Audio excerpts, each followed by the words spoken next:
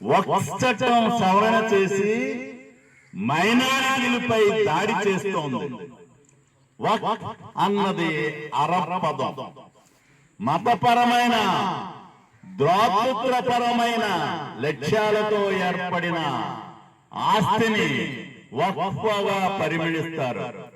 ఒకసారి వక్ఫ్ ఆస్తి ఏర్పడ్డాక దానిని వెనక్కి తీసుకోవడానికి గాని, వేరే వాళ్ళు స్వాధీనం చేసుకోవడానికి గాని, ఇతరులకు అమ్మడానికి కానీ వీలు లేదు. వక్ఫ్ భూములు అధిక భాగం పట్టణ ప్రాంతాల్లో ఉండటం వల్ల వాటి విలువ చాలా ఎక్కువగా ఉంటుంది.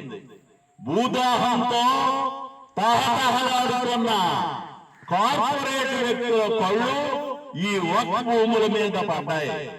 ఇందుకు ఒక ఉదాహరణ అంబానీది. బొంబాయిలో చట్టవిరుద్ధంగా చాలా విలువైన వక్ఫ్ భూమిని అంబానీ కొనుగోలు చేసి అక్కడ తన భార్య కోసం 16,000 కోట్లు వెచ్చించి ఒక రాజ్మహల్ నిర్మించారు. హిందూ రాజ్యం స్థాపించాలనే దిశగా మోడీ ప్రభుత్వం వేస్తున్న అడుగులు తీవ్ర అస్థిరతకు కారణమవుతున్నాయి. ఈ పరిస్థితులలో ఈ చట్ట సవరణలను ఉపసంహరించడమే పరిష్కారం. పోరాడదాం.